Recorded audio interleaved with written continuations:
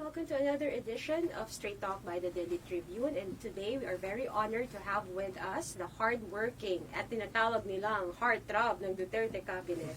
No one else but Presidential Communications Operations Office Secretary Martin Andanar. Hello. Good morning. Good morning. Hello. Good morning, everyone. Thank you for inviting me here. And I believe we are live streaming on your Facebook account. So, sa mga nanonood po na mga kaibigan ko, paki-share para para tumami po yung aming viewers and likes. Oh. Sir, I'll fire up the first question po. One of the main thrusts po of the PCOO is media security. So can you tell us more about yung mga efforts na ginagawa po ng PCOO? Sige, let me explain just briefly the context of the entire advocacy. Alam nyo, mula nung tayo po nagsimula sa PCOO, I always had it in my mind that kailangan talaga meron tayong number one, media policy. We advocate certain media policies in government. Pangalawa, ay mayroon din po tayong media engagement. At pangatlo, media solutions. So, ever since when we started, although I did not really verbalize it as much as I am right now, pero ano talaga yan, media policy, media engagement and solutions. Now, for the media policies, we started with the Presidential Task Force on Media Security, which became the AO number 1. And I always emphasize the importance of being number 1 because of all of the AOs na pwedeng pirmahan ni Presidente Duterte. Very historic. AO number 1 has got to do with the media. And EO number 2, of all of the EOs that the President can sign, or of all of the second EOs na pwede, no? Ang kanyang ginawa ay freedom of information. Now, both EOs, both policies, has got to do with the media. Number 1, although we have freedom of the press, our security is not guaranteed. So that's why merong AO number 1. So supporting that freedom of the press in the Constitution. Number 2, in the Constitution, there is the right to information. But that right to information is not also guaranteed. So that's why there is FOI, or EO number 2, which guarantees our right to public information, or access to public information. Now, that FOI, if you go to the journalists' code of ethics, it's a number 4, which basically states, to paraphrase it, I shall vehemently fight for public access to information. Now, what is the third policy? The third policy now is about bridging the government and the private media. Not only government media, private media more so. Sapagkat ako'y naniniwala na the best way to build this nation, one of the best ways to build this nation is really to communicate it. At hindi naman kaya ng government communication lang. Kasi ilan lang naman yung stasyon natin, ilan lang yung ating PNA offices nationwide at PIA. Wala pa siguro sa 2% or 1% ng kabuuang number of media organizations or companies nationwide, more than 3,000. So we have those 3 policies. Now, media engagement. Siguro, Tina, napansin mo na I'm always around, up and about and talking to different media organizations. So this is really engagement. What we're doing now is also engagement. But engaging the media groups outside Metro Manila, I believe, is the best way to find out the real issues that they are facing. So once you find the issues that they're facing, once you find out, then you can now create a solution. So we move on to the next, which is media solution. So that's really the context of where we are moving sa PCOO as far as taking care of media welfare. Malaking factor, sir, yung ikaw nanggaling mismo sa sa media, and Yusek Joel Eco is also a former media practitioner. Yeah. So malaki talaga yung yung passion nyo to communicating the Kumbaga, sir. government Yeah, nandiyan dyan. So you're more abreast with the issues kasi mas nare-relay nyo ng mas mabilis. Kasi alam mo, Tina, guys, maraming bright sa media eh. Napakadami. I mean, I'm... sobrang bright. sobrang tayo magaling. I mean, brighter than I am. But layo ako. No? But one thing I can say is that I understand. And I know what my colleagues need. But it's not enough. I have to go down and really find out for myself. Touch base. And I believe an idea is only an idea until you really act on it. So when I was also in the private sector, syempre na-intimate every day, may na-intimate tayong mga government officials, nakikita natin yung PTV, etc. lahat. So meron tayong mga ideas kung paano ito pag-uwin. But you know what? Doesn't take a rocket scientist eh. You just really have to do it. You set your goals. So kami, at ito naman ay may primator ni Presidente, ay media policy, media engagement, and media solution. And it is only now that it's becoming very visible. Kasi nga, in the first 2 years, we had to fix so many things. Fix the bureaucracy, fix the agencies. And since medyo okay na yung ating house cleaning, ngayon, I'm really all out, going out to my colleagues now and reaching out. So, speaking of engagement po, hindi lang po kayo sa Philippines, around the Philippines nag-iikot. Parang recently you were in Bangkok also to interact with the Thai press. Ano po yung reasoning behind that? Ba't lumabas na po tayo ng Philippines? Yes, kasi that's also part of the plan. Noong 2016, nagbigay ako ng panukala kay E.S. Medialde na ibalik na sa Office of the Press Secretary. The Office of the Press Secretary had press attachés before under the BCS. So, since wala pa tayo doon, sabi ko, we have to already lay the foundation. And so we set up the Office of the Global Media Affairs. But prior to that, nung wala pang Office of the Global Media Affairs, I was already meeting with different international media correspondents wherever I would go, wherever the president would go. So ngayon lang talaga siya nagkaroon ng brand Office of the Global Media and International Affairs. It is very important for us to do that because, in the Philippines, merong unfair blame on the media na very biased against the president. But believe me, every day, I check all the newspapers, all the spread, and yung mga 2% ang negative kay presidente.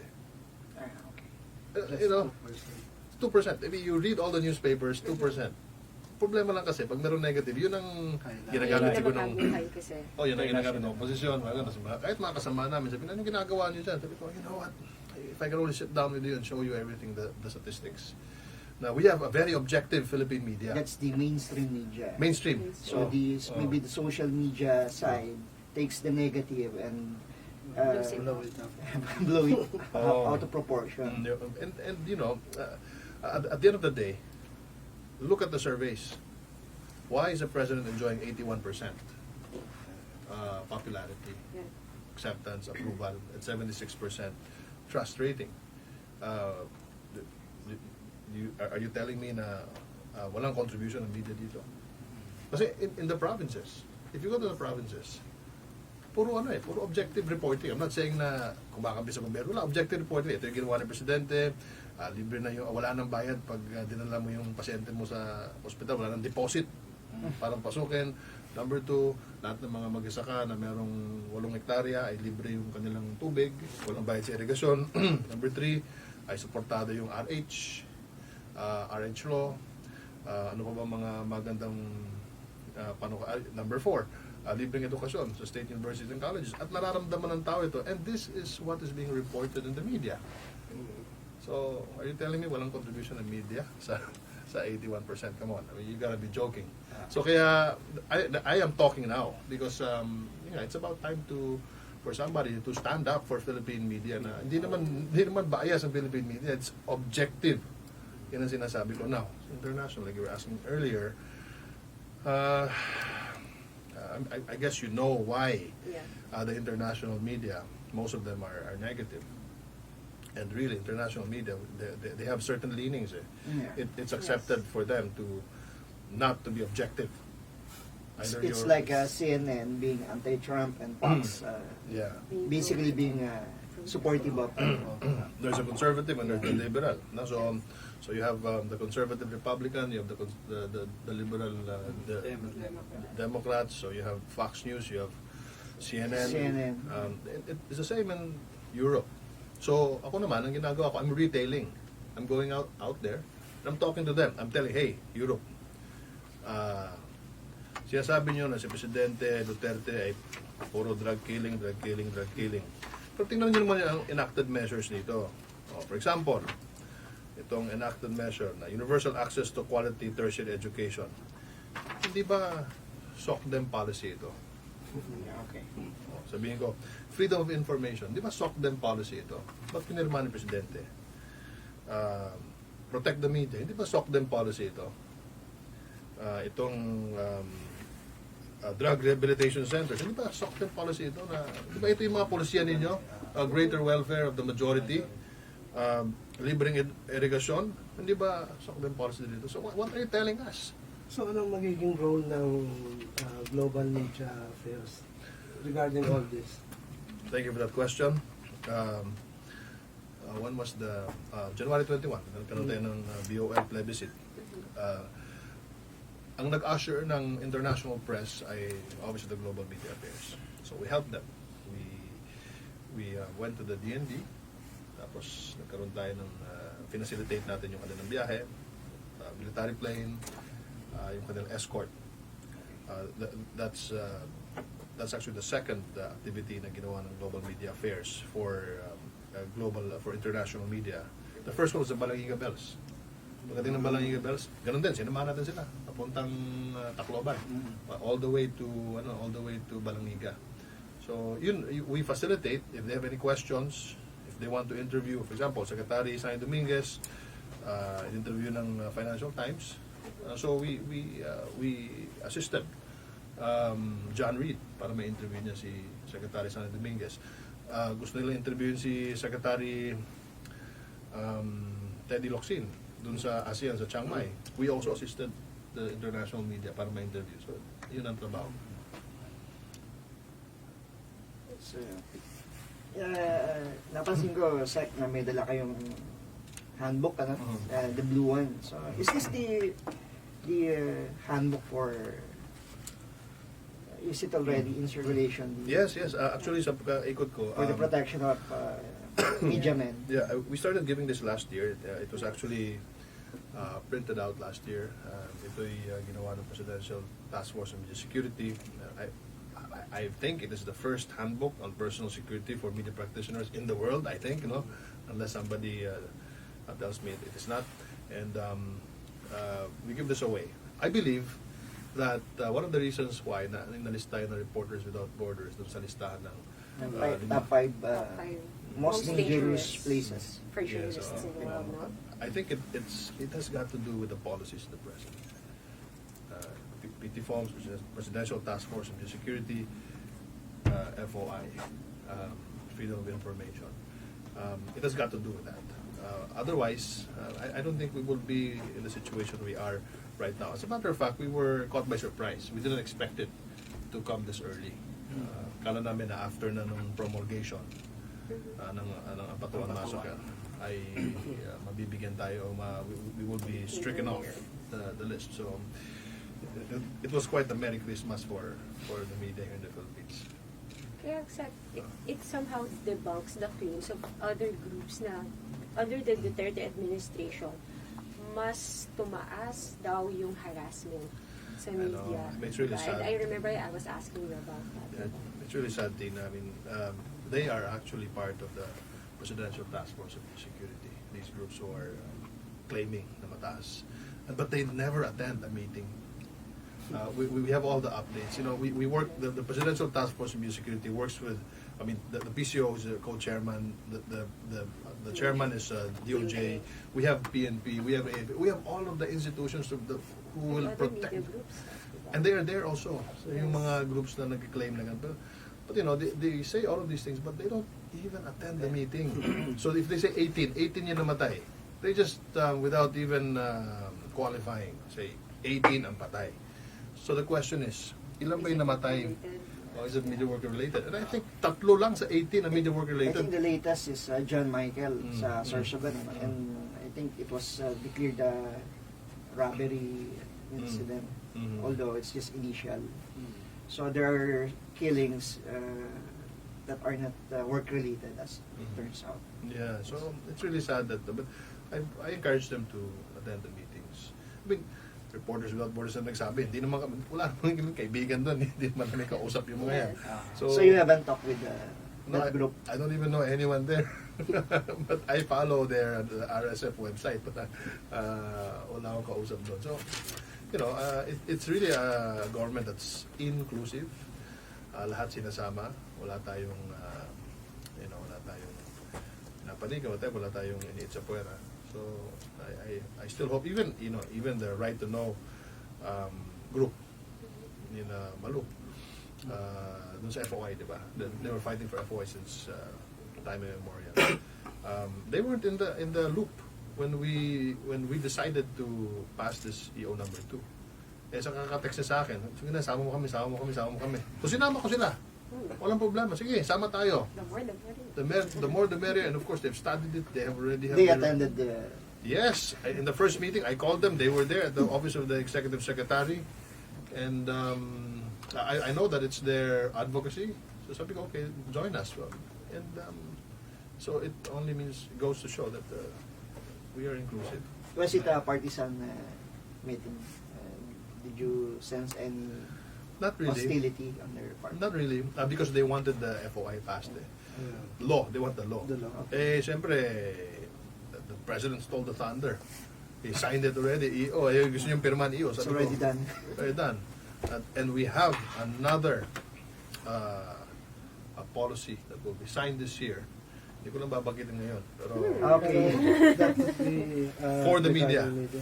for the media, no president in the history of the Philippines has ever thought about When it. is that coming, sir?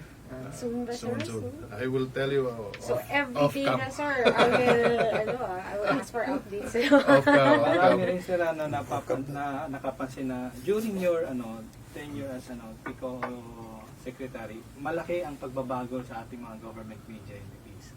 PNA, PTV4, medyo umaangat in terms of viewership, and the quality of the programming is really getting better. Thank you. It is the marching order of the president, and as much as I'd like to claim the credit, but it's not me. It's my people, no? The people I hired. Bonga Portadera, Carlo Villo for both Philippine radio, for our public broadcasting service. We also have sila Rocky Ignacio for PTV, and then si Clavite for PIA, Gigi Agtay, lalo na Gigi Agtay for Philippine News Agency, Yusek Joel Egco. It's really a team. You know, I think it's the people I led in the bus.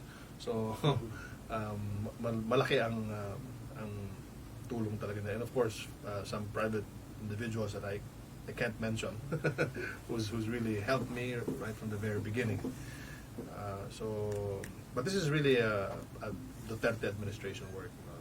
We are just here to make the promises of the president and his dream for government media a reality. With regards to, you have a question, sir, with regards to Usually the problem with the media personnel are related to their economic state. Would there be any measure or program that PCO will implement in a way to improve the economic state of media personnel? like housing, sir? Napakagandang tanong na yan sapagkat in fact one of the solutions that we came up with helping our media colleagues with their healthcare.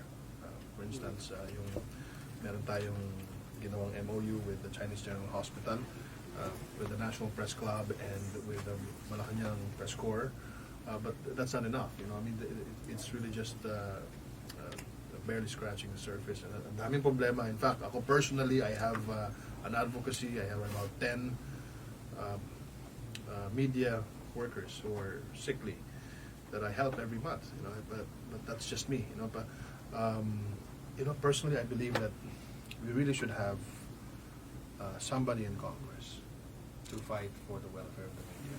Nobody in Congress, and I mean nobody in Congress, exclusively fights for PTV, Radyo Pilipinas, Philippine News Agency, and the media workers. Which is somehow sad, sir, kasi in the past may mga from the media na napunta sa gobyerno rin, diba? But wala naman nangyari, sadly. Well, sa akin lang is that tayo yung trumpet eh. Ano ba? BOL will not pass if the media weren't there. ang galing natin mag-broadcast ng interest ng ibang tao, pero hindi tayo marunong mag-broadcast sa nating interest. So sabi ko nga in my meeting in Nueva Ecija, sabi ko, there should really be a party list for media workers who will represent our needs. I mean, imagine if you have what's that CDF ko tawag doon? CDF ba yan? Yung pork barrel. Pork barrel. Wala na ata. Countryside development fund. Pero if there is a congressman who can set, for example, 80 million a year, and given that money, For media professionals. so for example, example lang, fight for the Philippine News Agency to expand. If you expand PNA, if you download money in PNA, then they can hire more media people. Yes. Napakadaming media men doon sa Cagayan de Oro, sa Socsargen, magaling, manunulat, mga stringers na wala silang steady income. So imagine if PNA hires them, Yes. diba? To write. So, dagdag na yun. PTV, down sa video, and then hire more, or for that matter, perhaps yung mga press clubs, tulungan sila na magkaroon sila ng mga research centers. So for example, Nueva Ecija Press Club, tayo kayo na research center ninyo, and then popondohan kayo ng for example, DepEd, kung saan nila download yung pera. So, meron silang extra income ngayon. At the same time, may research centers. So, we just have to be creative on how to help the media. And of course, fight for the welfare by really knocking on the doors of the media owners and saying that, we really have to change things around. And by these efforts, sir, we will professionalize our ranks. Kasi para mawala na yung tingin ng marami sa media na bayaran, sampung pera lang. So it's gonna be a big help.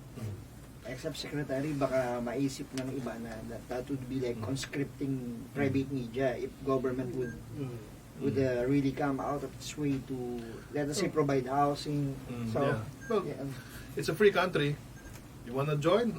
Then go join. You don't want to join? It's okay. Anyway, a journalist is a judge on what he Diba? wrote last. And Oo. so, You're only as good as your last copy. and yeah. Wala namang problema. I mean, As to whether you are biased, that would impact on the Oo. journalist himself or herself. diba? Yun naman yun eh. But at least, all of us can say that the government is there to help us. I mean, it's part of the press freedom that we have. Press freedom, you can write your article. You can write your story however you want to write it. You're free to do it. But are you free from poverty? I went to Cagayan de Oro. I also went to Aklan. And I asked them, sino sa inyo dito ang merong pasaporte? Okay. Tapos, yung mga 40% of those in the table. Ito, mga official na ito, ha? Ano sila? Okay. Merong, so, mga 60-70% walang passport. Libre ka, you're free to write, but you're not free to travel. So, how can you even expand your horizon without seeing another country and how they do it there? So the passport is the barometer of No, that's one. one of the Unfortunately, sir, may problema rin tayo ngayon sa passport at nanggaling pa rin ito sa Yes. mga nakaraang arrangement ng mga nakarang administrasyon. Yeah, So, it's a big problem. In fact, in 2016, 16 or 17, nagsulat sa akin nagsulat si SFA Yasay about the problems, his problems with the passport. No, let me tell you bluntly, okay? Now, kung ikaw ay isang restaurant, halimbawa, o mall, no? Kailangan mo ng serbisyo ng mga security guard. Saan ka pupunta? Sa agency, di ba? Sa agency. Ngayon, sabi mo doon sa doon sa procurement or purchaser mo. Magpa-bidding ka nga ng 3 agency. Kung sinong pinakamagandang may magandang presyo ay yun ang mananalo. For example, okay. DFA in this case is the mall. Siya yung mall owner. Sabi niya, kailangan natin ng isang imprenta na pwede mag-imprenta ng pasaporte natin. Siya yung owner eh. So, may magbibidding ngayon.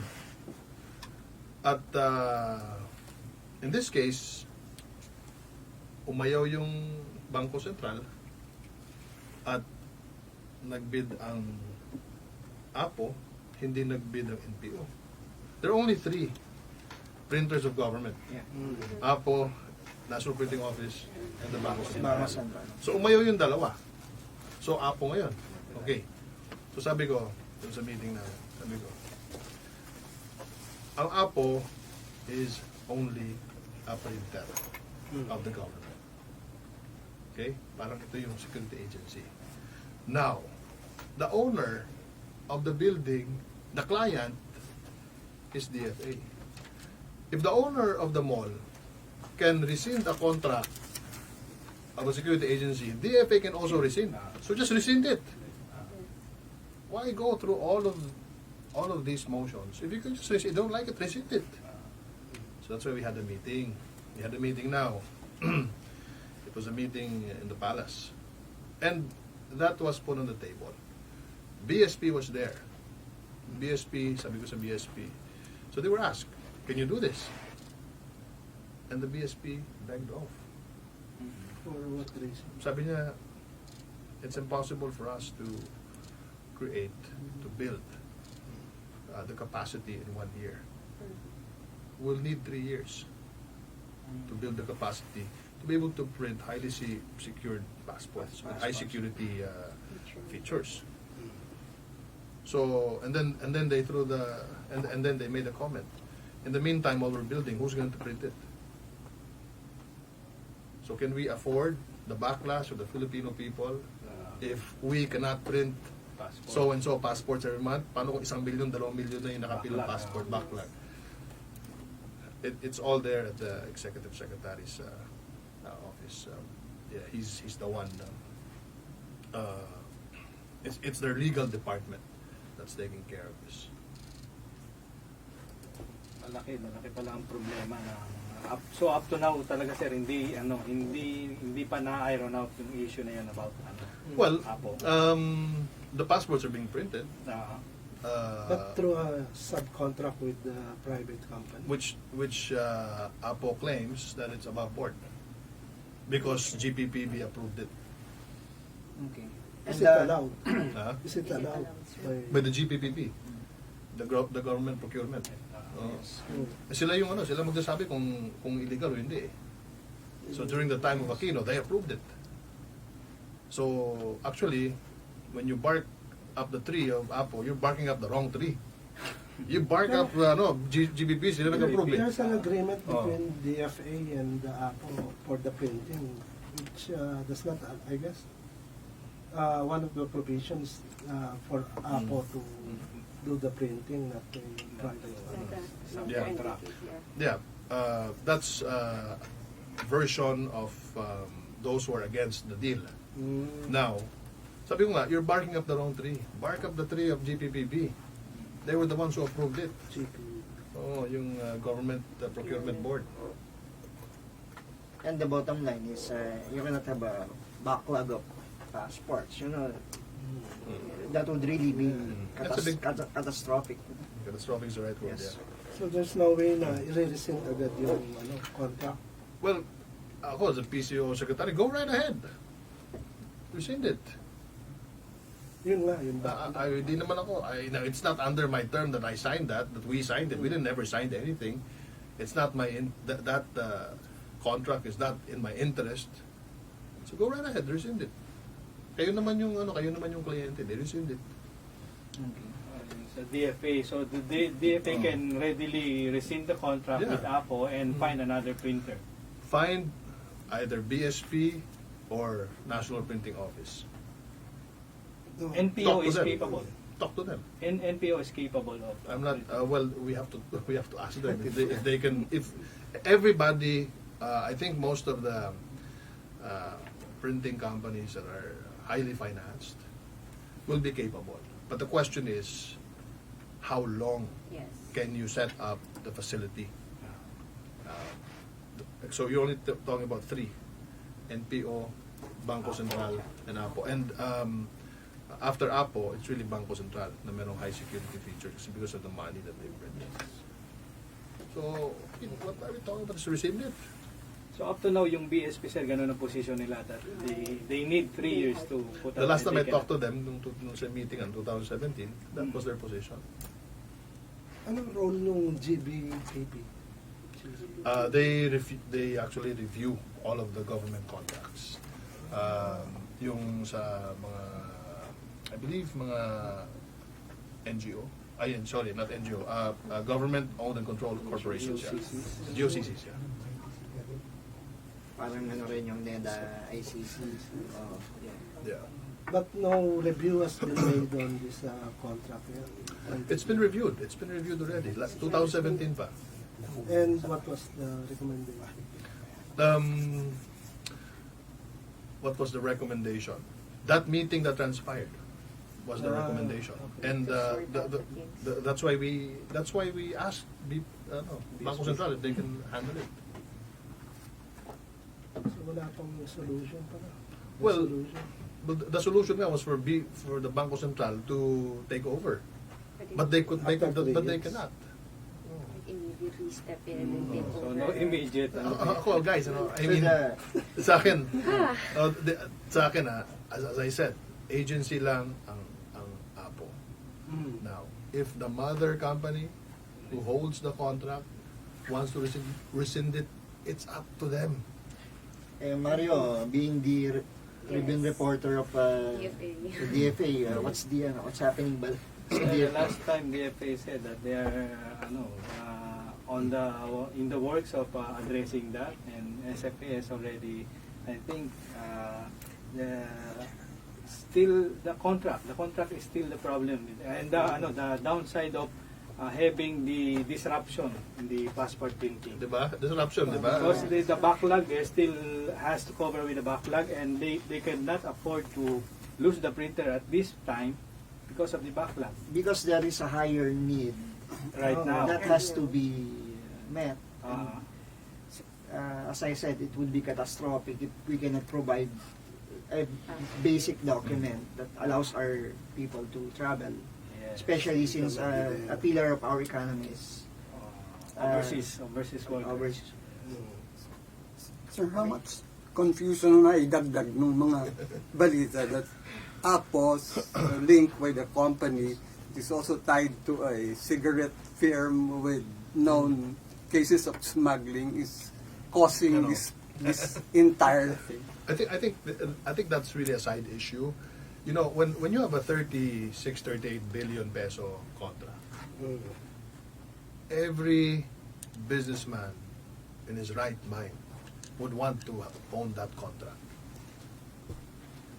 So it's all about money.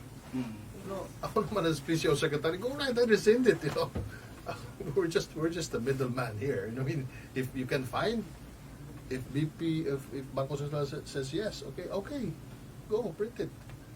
I think out of the 28 billion, 38 billion. I think only 2 billion have been used at this point. So meron pang mga 26. Parang 36, diba? 36. 20 years. Hindi, the exact amount, I'm not sure of the exact Yung amount. contract. I think the contract is 36 or 38. Sorry, don't quote me on that. Yeah. But alam ko 2 billion We pala. will do some fact checking, sir. Don't worry. Yeah, please fact check that. Yeah. So, you know, alam mo, punod-dulo, negosyo yun eh. Ah. So, but me as a bureaucrat, you have to weigh what is important. What is the national interest? Is the national interest heavier on the side of printing those passports? National interest is also on a better contract. No? So both are very important eh. Diba? So it's about The balancing. balancing act yan eh. So, well, let DFA decide. Pero, Sec, do you have any say do sa leadership sa APO? Can you make changes? No, the leadership of APO, it's a presidential appointment. Right from the very beginning, I have, I mean, you can check, you can background check, you can also Google it, that I have already announced earlier on, 2016, that I will give both APO and NPO, I will give the decision making to hire people to the office of the president. One, and number two, really, I mean, it's really a presidential appointee, chairman of APO and the director of NPO, because I know that these two are very sensitive agencies. Sir, are you aware po if President Duterte has issued a directive regarding APO, regarding the passport? It's the office of the executive secretary that's handling that. And are there any coming directive from the executive secretary regarding that? I have not received any directive. So, sir, for 2019, what are we going to forward to regarding the PCOO po? Ang ganun pa rin, tuloy pa rin tayo sa ating media engagements. So we'll still go around and continue to meet the press clubs all over the country, and then establish the Office of Global Media Affairs. And number 3, continue to reform PTV, Radyo Pilipinas, PNA. We are already unveiling the Mindanao Media Hub. So we started last year. The building is already done. Hopefully by March and April, Mindanao will now have its own state-of-the-art media facility. Under PTV. Under PCOO, and PTV is the champion here. So Where would that be? in Located, Davao, sir? Davao City. So it's a nice complex. Then after that, pag na-unveil na to by March, April, then we will build a Visayas Media Hub in Cebu. So we have in Visayas, we have in Luzon, Luzon. and then we have in Mindanao.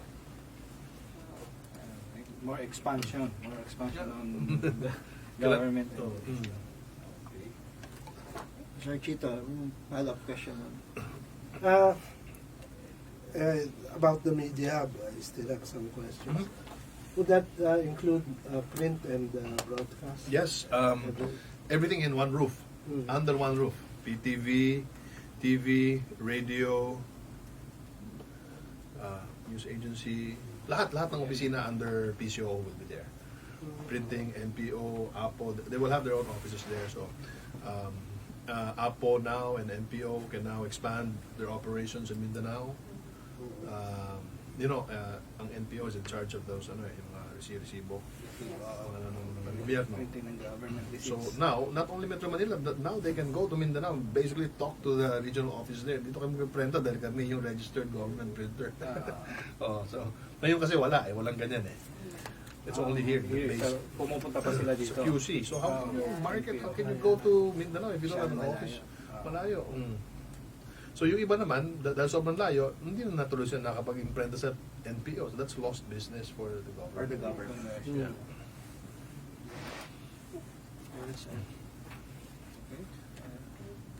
Yung, Siguro, final yung kay Presidente with regards to yung agrarian reform. Parang mainit yata ang...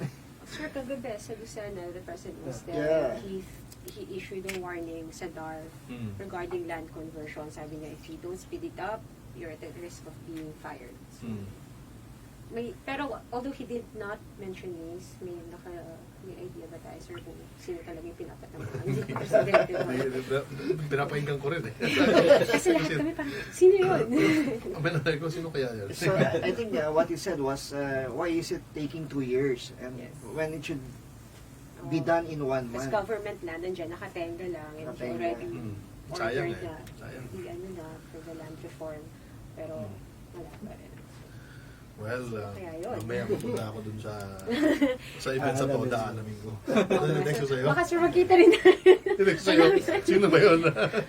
Siguro, sir, with regards to that, yung nagiging issue kay Presidente with regards to loss in translation ba? Yung mga context ng mga, sometimes people take What he says literally. as minsan. the Anong primary challenge sa communications PCOO? man. As the primary communications Ano ang man. Sumasakit din ba sa kung ulo mo? Hindi naman, hindi naman. Hindi naman kasi alam mo, ganito yun eh. Si Presidente talaga masa talaga yan. Talagang masa, talagang tunay na masa talaga.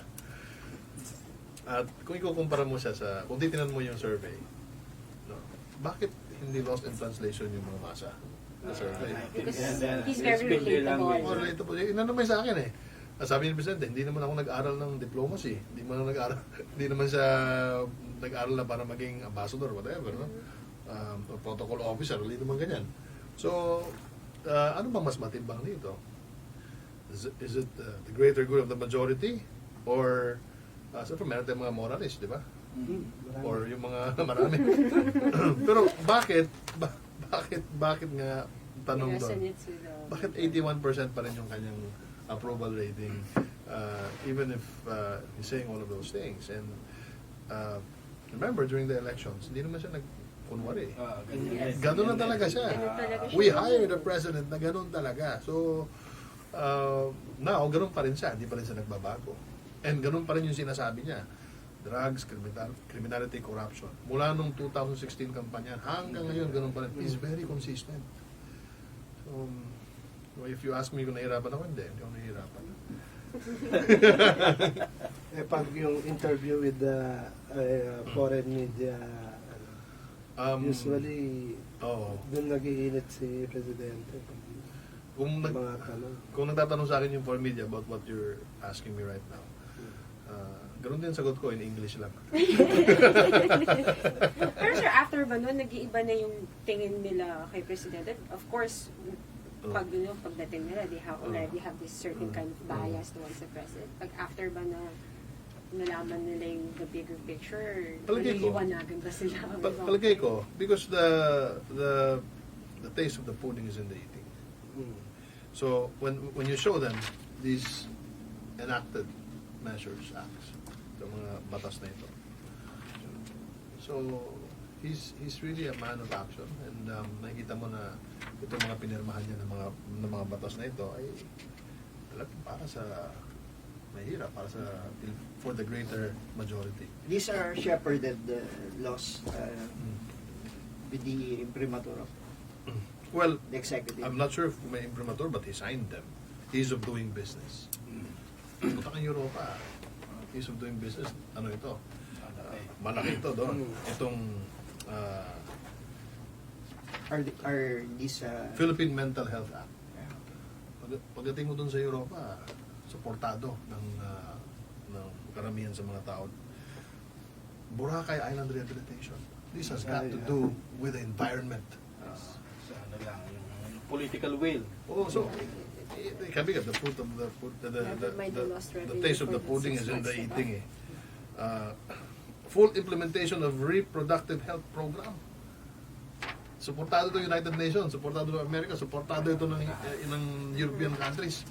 And we have a president na siya lang, I think he's the only president who's able to sign so many measures na very, in one way, hindi siya popular sa ilang sektor kasi maraming nakasalasan.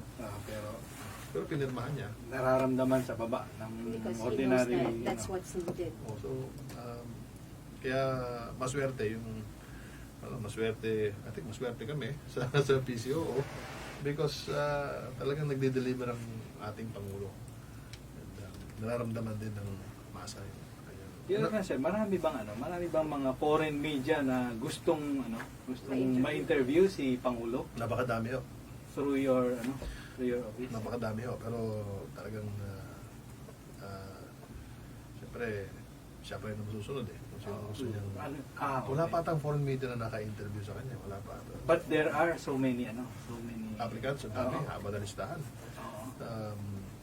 The last meeting that he had was only foreign was yung CCTV, Xinhua News Agency, CRI, nung bago pumunta dito si President Xi Jinping.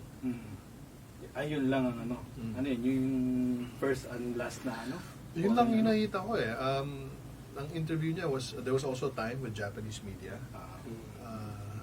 And the first interview, one-on-one interview was 2016, I think, bago ata either bago mag-SONA or after ng SONA or bago mag-Pasko. Tapos nandun lahat ng mga network, GMA, ABS, TV5, CNN, Al Jazeera, yung local Al Jazeera dito. Maybe that is where the antagonism is coming from because they are not Kasi hindi sila they are not able to. Yes. yung mga western western media. Media can be petty at times. Yeah. You are spurned and you are. Sumpong Yung mga yung mga western media, marami bang nag-a-apply to Marami po. Basta pinapasa ko lang dun sa proper Pero office na. talagang wala. Like Hindi talaga. yung FOCAP, I've been the Yes. invitation. Wala. Pero ako, of course, ako tinutulak ko na mga mangyayari, di ba? The Russian reporters were able to interview before the president flew to Russia. You said a while ago that when it comes to mainstream media, local media, na objective yung reporting. When it comes to foreign news organizations, do you still have a problem with parachute journalism? That's why we have the Office of the Global Media Affairs. We need to reach out to foreign reporters. Basically, you're talking about media hubs in Asia. Kasi yun lang kaya paano afford natin na makapunta Thailand, Singapore, Hong Kong, Japan, and Manila. Ito yung mga hubs sa Asia. So we do our best to reach out to all of the reporters in all of these hubs. And slowly I mean, if you get to explain these enacted measures, nagugulat sila. They go, wow, meron palang ganito. Because these foreign media organizations, reporters, usually, nababasa lang din nila kung ano yung gusto nilang basahin. Diba? I mean, They go again. Hindi mo na- negative. I mean, nasa kanila mo, kung babasahin nila yung Tribune, o babasahin nila yung Star, o babasahin nila yung Sandiario, so nasa kanila yun eh. Kung anong gusto nilang basahin eh. So, kung ang gusto nilang basahin, yun ang binabasa nila, then, we will have to go to them and tell them na, hey, maybe you're not reading this. Maybe you're not reading PNA, Philippine News Agency. So para at least, if they still write negative about it, then say, we gave you the material, you won't listen. Not only the material, I'm connecting you to the secretary, I'm connecting you to the right agency. So, masaya sila nung dinala namin sila sa Cotabato. And we gave them an exclusive interview with a press con with the MILF leadership. Tuwan-tuwa sila doon. Because no one has done that for them in the Philippines. And ako naman, as your worker in government, I try my best to still maintain that position in Asia that we have the best press freedom. We have the freest and we have the best environment for media. reporters in the entire Association of Southeast Asian Nations. Na hindi tayo war zone in disguise, sir. Yeah. Pero alam mo naman, yung sulat doon Yeah.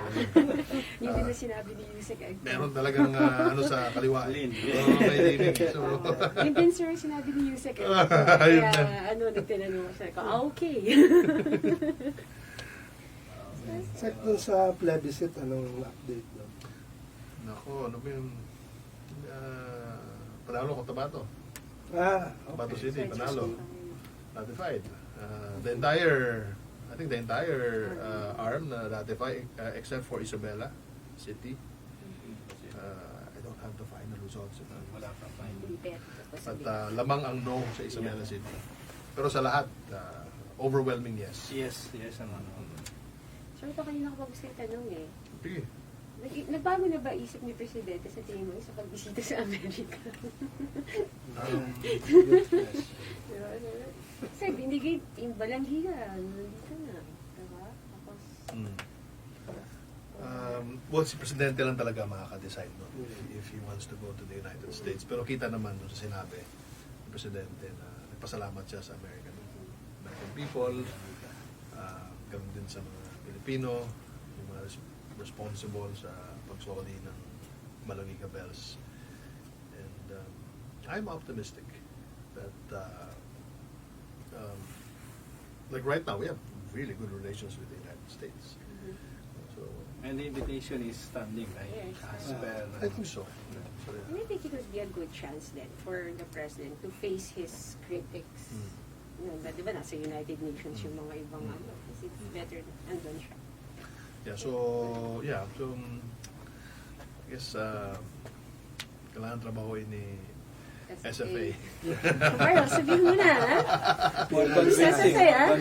Oo, kailangan trabahoin niya. Pero this Malangiga Bell, sila Henry Howard, talagang nakita ko paano sila nagtrabaho. 2016 pa lang, ako po pala presidente, talagang kinukulit na ako noon. Yeah, we have to return the Malangiga Bells, we have to do this and do that. To mention it during his SONA, di ba? Si Henry, no, na talagang binention. Alam mo, maganda yung presidente. Talagang alam niya kung sino yung nagtatrabaho. So, binimension niya. Ito si Henry, ito si ito, natumulong sa atin. That was really good. I mean, that was I think the best gift for 2018. The Malangiga Bells. Tapos may humabol pa na Miss Universe. So, naisoli yung corona. Tapos natanggal pa tayo sa listahan ng most dangerous for journalists. Ayun, natanggal tayo Yun yung pinaka-best sa India. sa Trabaho niya.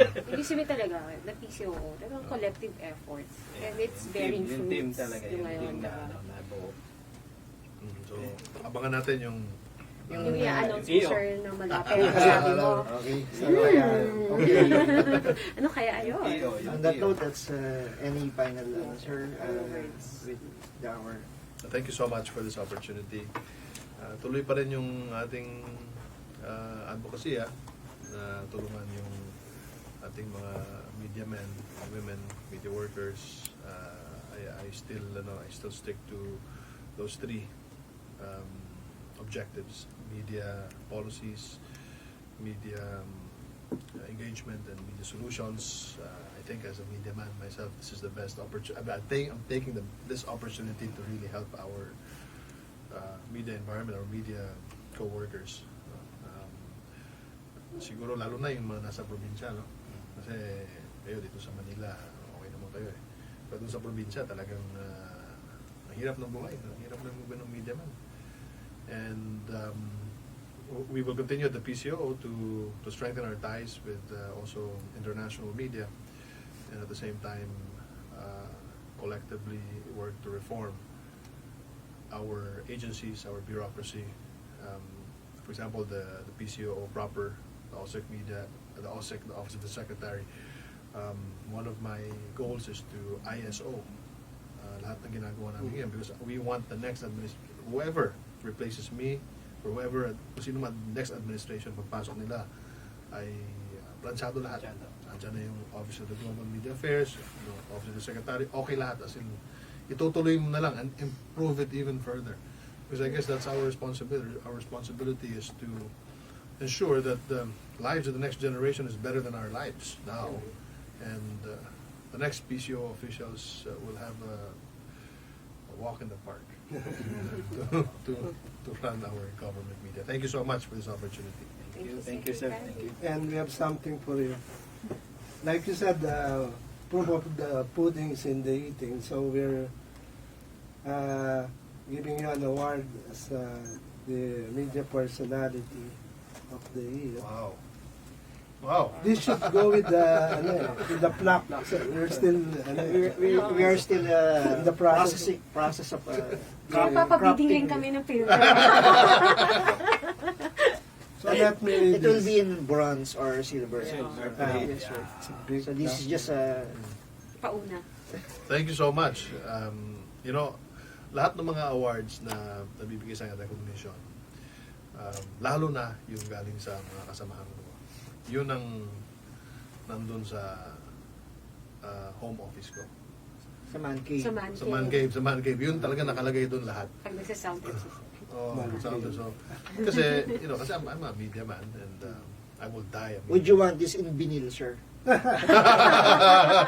para na may play mo, sir. So that, we can do that. para ano. Pwede rin, di ba? Except we will give you so many copies so that when you scratch one, That's a good joke. Sige, sir. Yeah, so, I'll read this for you. The Daily Tribune recognizes Presidential Communications Operations Office Secretary Martin Andanar as Media Personality of 2018 for his initiatives in modernizing state-run media outlets, improving the PCOO services, and taking measures to better engage the public in government actions and accomplishments. Given on the 23rd day of January 2019. wow, thank you so much. I cannot, well, thank you is not enough, Yeah. but thank you so much. The real thing Appreciate will it. come. Follow, sir. Kahit ako na, sir, Thank you. mag-special delivery So, sa'yo. ang ginawa ng mga studio ninyo, grabe. Thank you so much. Thank you, Wow, sir. look at this. oh, picture. Look at this, look at this. Or do you want the photo doon background para hindi green? Diba? Ano kayo sa baba? Or sa baba sa may Tribune? Marami Sa baba na lang, sa may tribune. Oo, sa may Sa baba lang, sa may Sa baba? tribune. Hindi dito, para makasama mo na sila. Oo, yan. Okay.